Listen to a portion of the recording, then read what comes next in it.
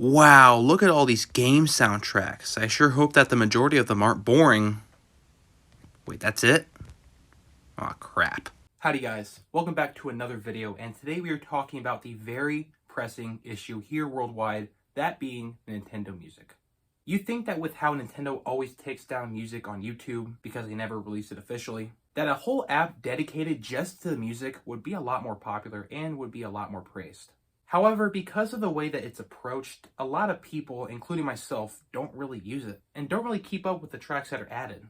More on that in a bit, but I want to tell you about how you can get Nintendo Music. As you can see, this is part of the Nintendo Switch Online, members only, and all you have to do is just have a subscription to Nintendo Switch Online. That can be the basic plan, or it can be the expansion pack version, in which, like the name says, you are given tracks from various Nintendo games. And just like any other music app like Spotify and Apple Music, YouTube Music, you can have these put in a playlist, and then you can listen to it while your phone's off, headphones, AirPods, however you want to do it. And one thing I will say about this app, when they release the music, they release the music. Just about every sound in a first-party game that's considered music is in that soundtrack. I'm talking your Mario menu musics, your Kirby Celebration dances, even like sounds from like a system settings that you barely ever heard. The whole soundtrack's there. And again, just like every other music app, you can have it in a playlist, on shuffle, and really that is the extent of it.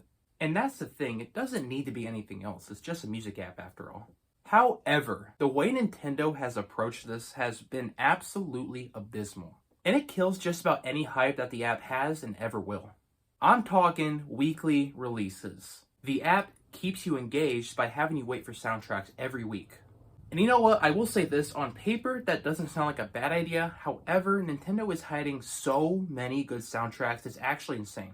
And don't get me wrong, we actually do have some pretty good soundtracks at the moment. We have the Mario Kart 8 Deluxe, Animal Crossing, New Horizons, Mario Galaxy 1 and 2.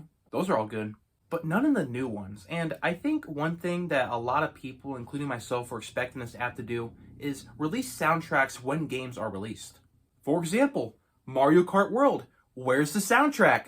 There are so many bangers, and that's just not on the app. Matter of fact, I could listen to just the Mario Kart World soundtrack for like a month straight and not get tired of it. But it's not on there. Xenoblade Chronicles X, when that released in March this year, a lot of people were expecting the soundtrack to get released with the game, but it didn't.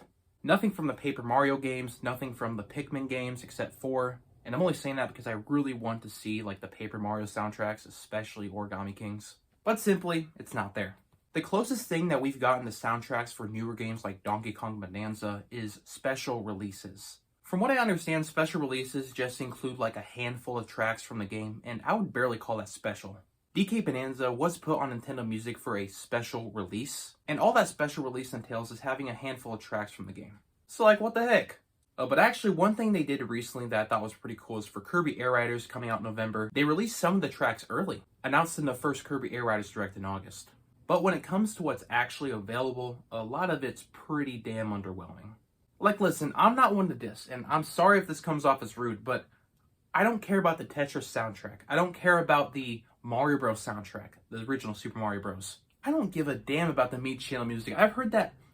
I don't give a damn about the Mii Channel music. I've heard that 10 billion times in so many YouTube essays. And that's the thing, a lot of stuff that's been released, we've already heard a billion times. The Mario Odyssey soundtrack, as much as I like it, I've heard these songs before over and over and over again in so many YouTube essays. But yeah, what I'm saying is that everything that's been released so far, we've heard so many times. And let's not forget, if I wanted to listen to a song, I probably would have done so by searching it up on YouTube. That's the thing. I could rip the audio from a YouTube video, put it in an MP3 player, and bam, I got the music right there. They just need to have everything ready on the get-go. I'm serious, just put every single soundtrack you have right now on the app. People will use it, I guarantee it. I promise. It not only gets people more excited to use the app, but it also gets you excited about the game coming out. They could have totally used that for Donkey Kong Bonanza, Mario Kart World, Xenoblade Chronicles X, but they just didn't. But yeah, Nintendo Music is pretty underwhelming just due to the fact that there are a lot of soundtracks out there that aren't available. We'll see how this app looks in like 5 years' time, which I probably will say it will be good because there will be so much more available. But until then, it's not good. Thank you guys for watching. Like, comment, and subscribe. And I'll see you guys in the next one. Bye.